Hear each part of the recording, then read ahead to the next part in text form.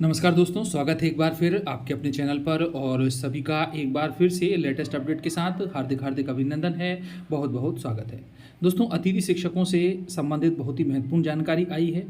High court के निर्णय के अनुसार भर्ती की जाना प्रस्तावित की गई है। आइए जानते हैं क्या है वह न्यूज़ और उस लेटर के बारे में बातचीत करते हैं। आप देख पा रहे हैं कि 13/7/2022 को DPI यानी लोक शिक्षण संचालनालय मध्य प्रदेश से ये लेटर जारी किया गया है। समस्त संभागीय संयुक्त संचालक लोक शिक्षण और समस्त जिला शिक्षा अधिकारी, विकासखंड अधिकारी, संकुल प्राचार्यों के नाम पर, और इसमें क्या क्या रूल्स दिए गए हैं, किस प्रकार से रिक्तियों का अपग्रेडेशन हुआ है, क्या क्या जानकारियां हैं 2022-23 सत्र के लिए अतिथि शिक्षकों की नियुक्ति को लेकर।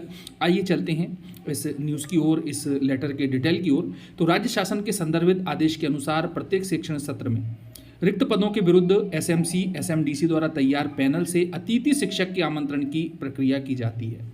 शैक्षणिक सत्र 2022-23 के लिए रिक्त पदों के विरुद्ध अतिथि शिक्षक यानी कि गेस्ट टीचर के आमंत्रण हेतु निम्नानुसार कार्यवाही करें। सबसे पहले बात कर लेते हैं रिक्तियों के अपग्रेडेशन की। तो आप पॉइंट दोस्तों ध्यान से सुने कि अतिथि शिक्षकों की आवश्यकता किन कारणों से हो सकती है, उसके बारे में बातचीत इसमें की गई है। 1.1 कहता है कि नियमित शिक्षक के कार्यरत नहीं होने के फलस्वरूप रिक्ति के कारण।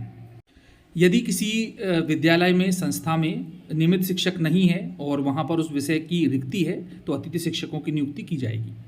1.2 कहता है कि नियमित शिक्षक के 15 दिन या उससे अधिक दिवस के अवकाश अथवा प्रशिक्षण इत्यादि पर जाने के कारण अतिथि शिक्षक की नियुक्ति होगी। शैक्षणिक सत्र 2022-23 से विद्यालयों की रिक्ति को संकुल प्राचार्य द्वारा अतिथि शिक्षक पोर्टल में दर्ज किया जाएगा। तदुपरांत जिला शिक्षा अधिकारी यानी कि DEO के ऑनलाइन अनुमोदन के उपरांत रिक्तियां अतिथि शिक्षक पोर्टल पर प्रदर्शित होंगी।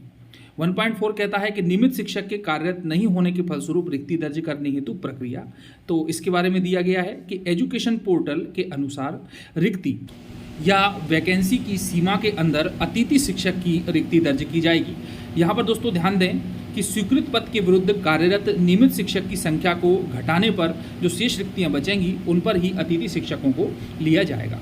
1.5 कहता है कि नियमित शिक्षक के 15 दिन या उससे अधिक दिवस के अवकाश अथवा प्रशिक्षण इत्यादि के कारण निर्धारित अवधि के लिए रिक्ति दर्ज करने की प्रक्रिया इस प्रकार से है। तो नियमित शिक्षक के अवकाश अथवा प्रशिक्षण इत्यादि के कारण नियमित शिक्षक के अनुपस्थिति अवधि हेतु अतिथि शिक्षक के लिए रिक्ति प्रदर्शित करने हेतु संकुल प्राचार्य द्वारा जानकारी अतिथि शिक्षक पोर्टल पर दर्ज की जाएगी, जिसमें नियमित शिक्षक के प्रशिक्षण अथवा अवकाश से वापस आने की तिथि भी अंकित करना होगी। नियमित शिक्षक की अनुपस्थिति अवधि के लिए अतिथि शिक्षक आमंत्रित किए जाएंगे। तो दोस्तों इसी अवधि के लिए यहाँ अतिथि शिक्षक नियुक्ति की बात की गई है। 1.6 कहता है कि अपडेशन में दर्ज की जा रही रिक्तियों के विरुद्ध ये भी अंकित किया जाए कि रिक्ति वाले पद एवं विषय का पैनल विद्यालय में उपलब्ध है अथवा नहीं है। 1.7 कहता है कि रिक्तियों को दर्ज अनुमोदित करते समय अध्यापन व्यवस्था से संबंधित संचालनालय यानी कि लोक शिक्षण संचालनालय DPI की बात कर रहे हैं, उसके निर्देश क्रमांक 22 दिनांक 4/1/2022 को ध्यान में रखा जाए। तो दोस्तों इस प्रकार से दोस्तों यहाँ पर जो है अपडेशन की बात की गई है कि किन परिस्थितियों में अतिथि शिक्षकों की नियुक्ति की जाएगी। उसके बाद विद्यालय जिनमें पैनल पूर्व से उपस्थित है उन विद्यालयों में रिक्त पदों के विरुद्ध अतिथि शिक्षकों का आमंत्रण किस प्रकार से होगा वह भी देखें। तो यहाँ पर 2.1 कहता है कि विद्यालय जिनमें रिक्ति वाले पद एवं विषय का पैनल पूर्व से उपलब्ध है उन विद्यालयों में अतिथि शिक्षकों के आमंत्रण में माननीय उच्च न्यायालय द्वारा दिनांक 11/10/2018 को दिए गए निर्णय के निम्नानुसार कंडिका 27(3) का पालन किया जाए।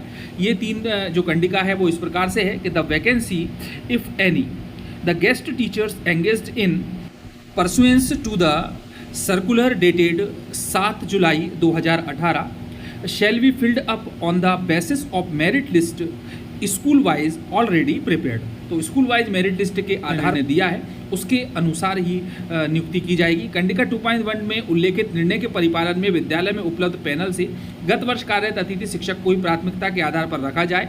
संबंधित से असहमति की स्थिति में लिखित में असहमति प्राप्त कर अभिलेख यानी रिकॉर्ड में रखा जाए तथा पैनल से अगले क्रम के अभ्यर्थी को आमंत्रित किया जाए।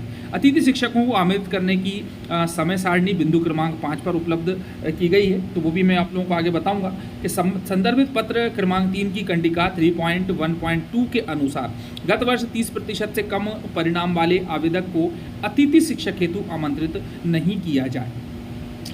ठीक है, ये शर्त रख दी गई है कि 30% से यदि कम परिणाम है तो उनको आमंत्रित नहीं करना है। फिर पार्ट 3 कहता है कि विद्यालय जिसमें पैनल पूर्व से उपलब्ध नहीं है उन विद्यालयों में रिक्त पदों के विरुद्ध अतिथि शिक्षकों का आमंत्रण। इसकी डिटेल इस प्रकार से है कि विद्यालय में किसी विषय का पैनल उपलब्ध नहीं होने की स्थिति में GFMS पोर्टल पर प्रदर्शित रिक्तियों में ये उल्लेखित होगा कि इस पद अथवा विषय की रिक्ति का पैनल विद्यालय में उपलब्ध नहीं है और आवेदक इन विद्यालयों में बिंदु क्रमांक 4 में दी गई समय सारणी अनुसार आवेदन प्रस्तुत करेंगे।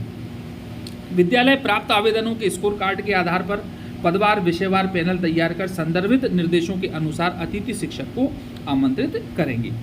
चलिए समय सारणी की बात कर लेते हैं। तो रिक्तियों का अपडेशन समय सीमा 15/7/2022 से प्रारंभ है और अतिथि शिक्षकों के आमंत्रण की यदि बात करें तो जिन विद्यालयों में पैनल उपलब्ध है एवं पद रिक्त हैं, इसमें 2 पार्ट दिए गए हैं। पहला पार्ट कहता है कि SMC अथवा SMDC की बैठक पद रिक्त होने की स्थिति में ही तो 20/7/2022 से समय सीमा निर्धारित की गई है और निर्देशों के अनुसार अतिथि शिक्षकों को आमंत्रित करना 21/7/2022 तक की समय सीमा है। अगला पॉइंट है अतिथि शिक्षकों का आमंत्रण जिन विद्यालयों में पैनल उपलब्ध नहीं है वहाँ पर देखें आप कि अतिथि शिक्षक पोर्टल में रिक्तियों का प्रदर्शन 20/7/2022 से विद्यालय द्वारा आवेदन प्राप्त करना जिनका स्कोर कार्ड उपलब्ध हो 21 से 23 जुलाई 2022 तक। SMDC की बैठक 25/7/2022 को और अतिथि शिक्षक आमंत्रण तथा विद्यालय में ज्वाइनिंग 26/7 यानी 26 जुलाई 2022 तक की डेट में इसको ज्वाइनिंग करना है। चलिए उसके बाद देख लेते हैं हम सामान्य निर्देश क्या दिए गए हैं। तो सामान्य निर्देश 5 नंबर के पॉइंट पर हैं। 5.1 कहता है कि CM राइज विद्यालयों में भी विषय शिक्षकों के रिक्त पद हेतु उक्त प्रक्रिया के अनुसार अतिथि शिक्षकों को आमंत्रित किया जाए। दोस्तों बहुत ही विशेष बात है, CM राइज विद्यालय जो कि मध्य प्रदेश शासन की बहुत ही बहुप्रतीक्षित और प्रस्तावित योजना है जहाँ पर बहुत ही सर्वांगीण विकास वाले बच्चों के लिए स्कूल की व्यवस्था की गई है, जिसमें डिजिटल लैब, डिजिटल लाइब्रेरी, बड़ा प्लेग्राउंड और आसपास के 20 किलोमीटर के एरिए को कवर करती हुई बसों का संचालन किया जाएगा, जिसमें कि बच्चे बसों से आना जाना कर सकें विद्यालयों के लिए। और भी बहुत अच्छी फैसिलिटीज़ इसमें रहने वाली हैं। करोड़ों की लागत से ये CM राइज विद्यालय बनाए जा रहे हैं और साथ में ही इसमें जो हिंदी और इंग्लिश मीडियम दोनों प्रकार के कोर्सेज उपलब्ध रहेंगे, टीचर्स भी उपलब्ध रहेंगे। परीक्षा के माध्यम से शिक्षकों की नियुक्ति कर ली गई है। DPI में तो पूरी नियुक्ति प्रोसेस कंप्लीट भी हो चुकी है, जबकि अभी जनजाति विभाग को इंतजार है। 5.2 कहता है कि विद्यालयों में प्रयोगशाला, खेलकूद तथा अन्य सह अकादमिक पदों के लिए अतिथि शिक्षकों के आमंत्रण के निर्देश पृथक से जारी किए जाएंगे, अलग से जारी होंगे। अतिथि शिक्षकों को आमंत्रित करने से पूर्व सुनिश्चित करें कि आवेदक की GFMS पोर्टल से पंजीकृत जानकारी सत्यापित है, अर्थात आवेदक के पास स्कोर कार्ड है तथा स्कोर कार्ड में उस विषय के पैनल में स्कोर प्रदर्शित हो रहा है। संस्था प्रमुख GFMS पोर्टल से आवेदन का स्कोर कार्ड डाउनलोड कर अभिलेख यानी रिकॉर्ड में संधारित करें। किसी भी स्थिति में ऑफलाइन रूप से अतिथि शिक्षकों को आमंत्रित नहीं किया जाए। उक्त निर्देशों के अनुसार कार्यवाही सुनिश्चित करें।